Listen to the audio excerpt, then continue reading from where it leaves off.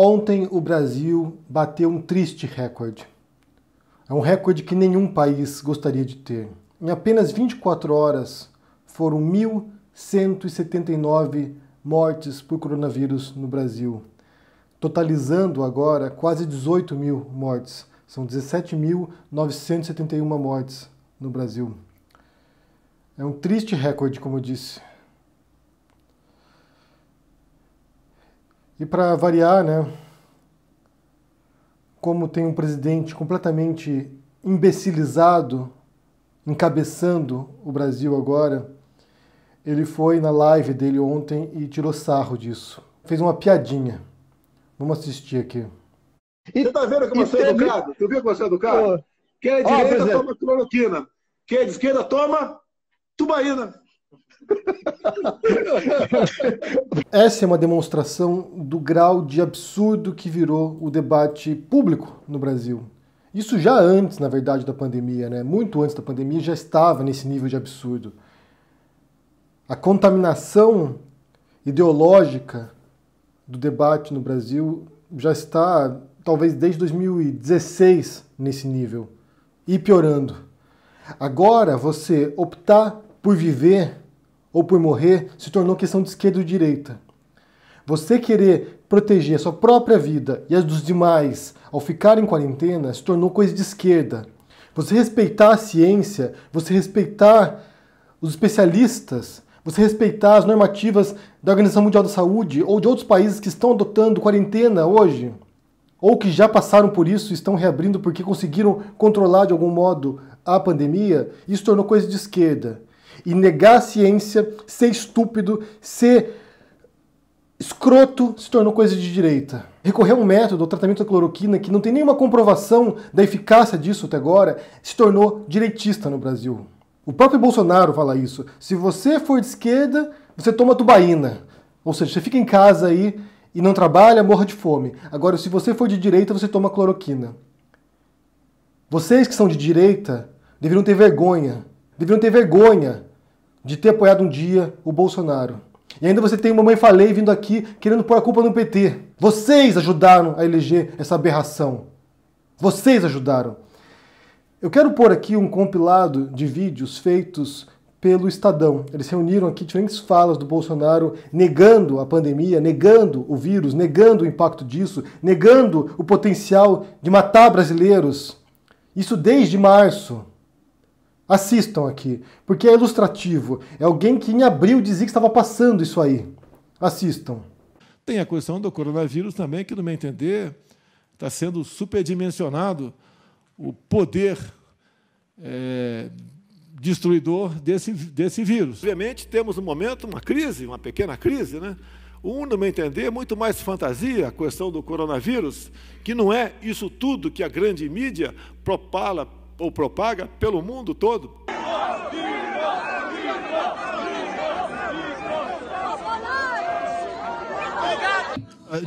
Depois da facada não vai ser uma gripezinha que vai me derrubar, não, tá ok? Se o médico ou o Ministério da Saúde me recomendar um novo exame, eu farei. Caso contrário, me comportarei como qualquer um de vocês aqui.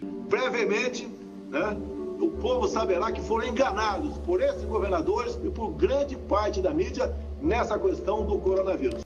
No meu caso particular, pelo meu histórico de atleta, caso fosse contaminado pelo vírus, não precisaria me preocupar. Nada sentiria ou seria, quando muito, acometido de uma gripezinha ou resfriadinho. Eu acho que não vai chegar a esse ponto, até porque o brasileiro tem que ser estudado. Ele não pega nada, vê o cara pulando em esgoto ali, sai, mergulha, tá certo? E não acontece nada com ele. O vírus está aí. Vamos ter que enfrentá-lo. Vai enfrentar como homem, pô. Não como moleque. Vamos enfrentar o vírus com a realidade. É a vida. Todos nós iremos morrer um dia. Medinho de pegar vírus, velho. Tá de brincadeira, velho. E o vírus é uma coisa que 60% vai ter, ou 70%. Não vai fugir disso. A tentativa é de atrasar a infecção para os hospitais poderem atender. Parece que está começando a ir embora a questão do vírus, mas está chegando e batendo forte o desemprego. Cara, quem fala de eu não sou coveiro, tá vendo? Presidente, mais uma coisa. Como foi a Não sou coveiro. aí? Lamento. Quer que faça o quê? Eu sou Messias, mas não faço milagre. Ou seja, entra agora no terceiro mês de um presidente que não tem a menor responsabilidade, que não tem a menor consciência daquilo que ele faz. É um perigo para o Brasil e para o mundo. Para o Brasil e para o mundo. Para vocês que estão no Brasil, ele é um perigo porque a irresponsabilidade dele vai matar brasileiros. Vai matar mais gente. Ele é alguém que está levando os brasileiros para a sepultura. E é um risco para o mundo porque, por exemplo, o Trump ontem disse que não querem que brasileiros viajem aos Estados Unidos e contaminem americanos. Certamente, países vizinhos do Brasil também não querem que vocês brasileiros vão para lá para contaminar outros países. O Brasil está na rota de se tornar o país com o maior número de casos e de mortes no planeta, no mundo. No mundo. Aqui onde a gente está, na Espanha, semana passada começaram a desescalada. Começaram a reabrir gradualmente a economia. Ficamos 2 meses quase completamente fechados. Aquilo que se chama de lockdown, em quarentena. Ficamos quase 2 meses fechados. E agora, gradualmente, com muito cuidado, com muita preocupação, com muita cautela, observando os dados, testando as pessoas para evitar o retorno da doença. Vocês não têm ideia do cuidado que tem sido feito aqui. A preocupação para observar a queda nos números. E estamos chegando agora em níveis de contágio e de mortes muito baixos, felizmente. Vocês no Brasil entraram em isolamento social, entraram em alerta no mesmo período que a Espanha, no mesmo período que a Itália, no mesmo período que outros países do mundo. Portugal, por exemplo, como a gente viu na conversa com o José no fim de semana. Vocês no Brasil entraram no mesmo momento.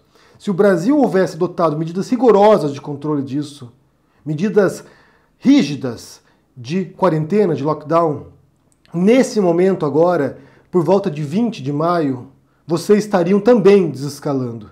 Vocês também estariam reduzindo a curva de contágio de vocês e estaria agora, aos poucos, gradualmente voltando à vida normal. Bem, essa nova vida normal, né? Porque normal não vai ser por muito tempo.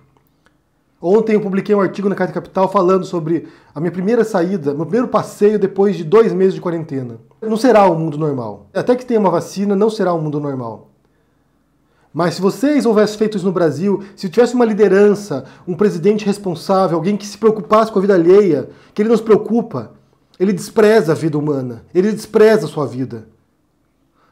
E aqui é importante ressaltar isso. Os brasileiros votaram em alguém que prometeu matar brasileiros. Prometeu matar vocês. Prometeu matar a esquerda. Brincou, entre aspas, aqui, que ia fuzilar a petralhada do Acre.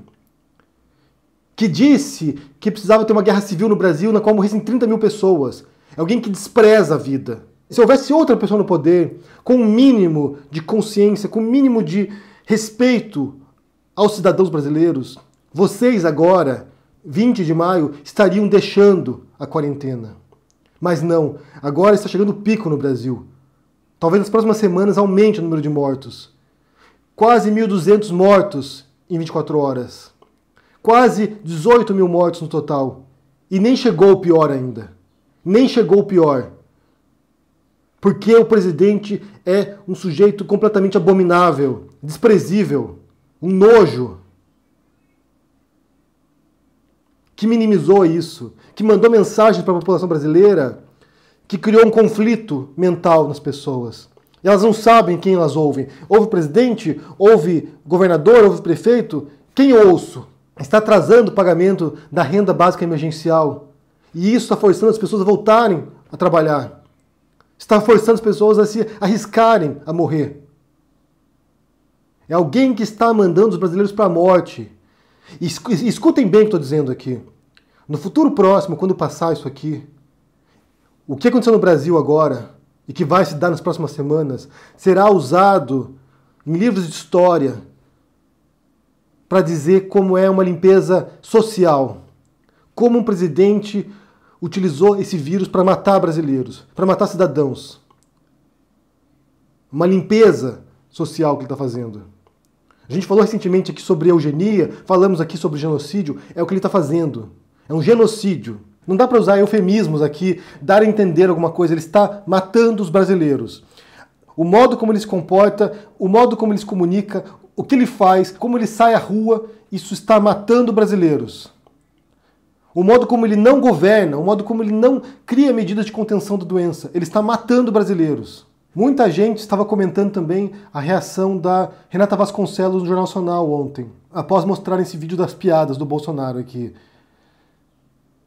E aquela expressão dela, a expressão de todos nós, uma expressão de nojo, uma expressão de incredulidade, uma expressão do absurdo. É como se um país inteiro houvesse entrado num buraco negro e fosse transportado para um mundo bizarro, no mundo invertido.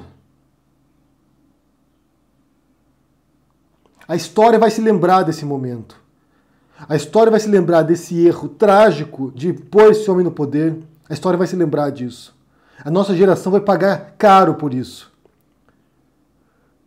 A história vai se lembrar de como ele se comportou nesse momento e de como ele condenou à morte dezenas, talvez centenas de milhares de brasileiros.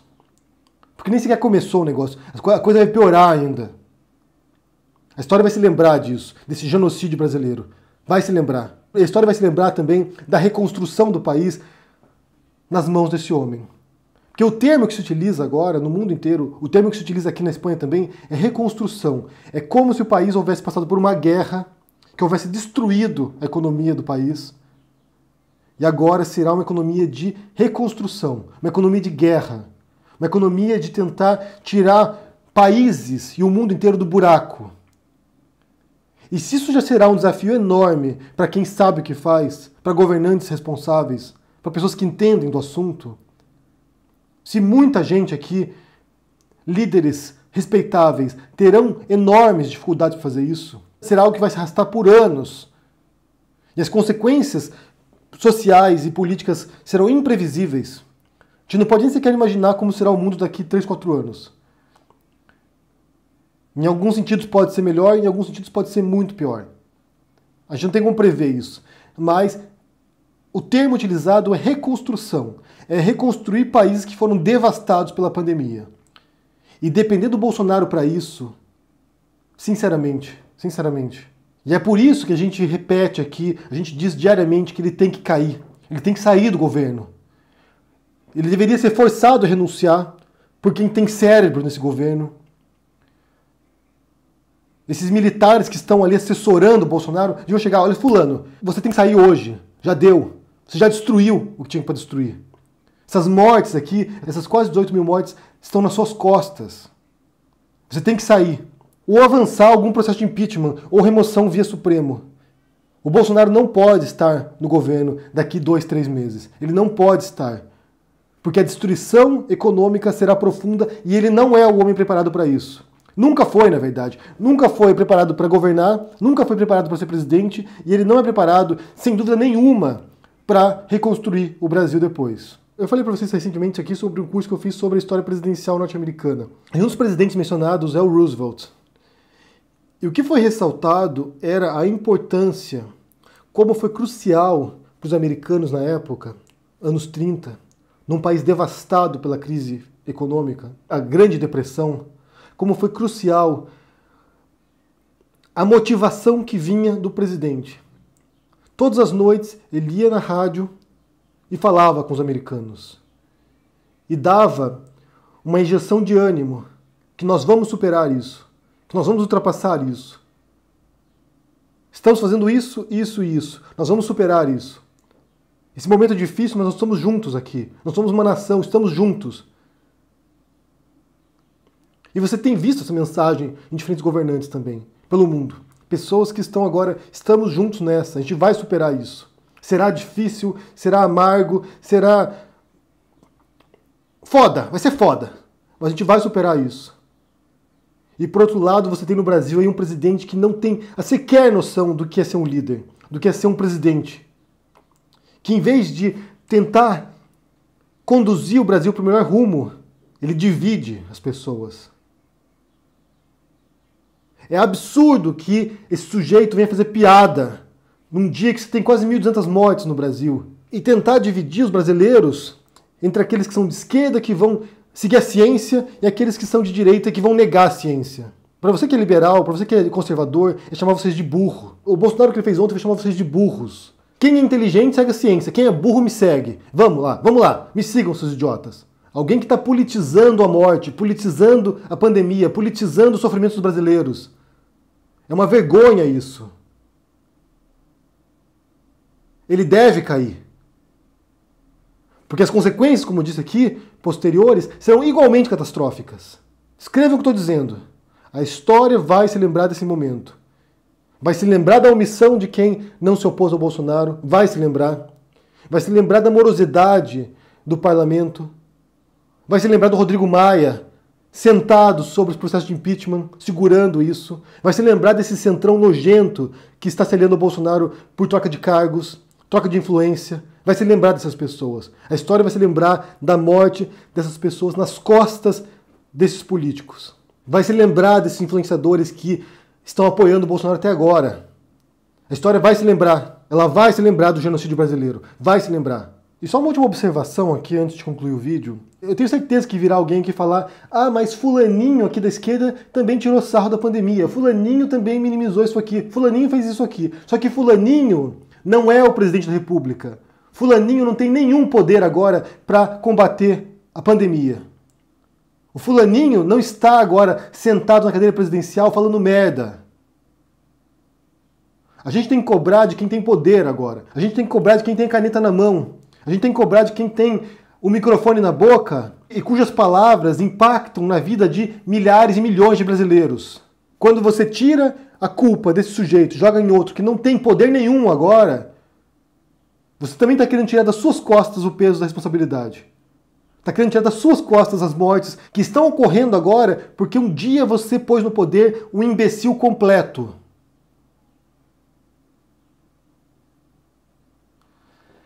Eu quero saber o que vocês pensam sobre isso. Vocês viram a piada ontem na live, né? A piada do Bolsonaro de quem é esquerda toma tubaína, de quem é direita toma cloroquina. Esse imbecil completo. O que vocês pensam sobre isso?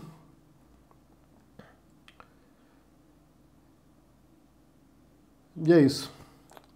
Tchau.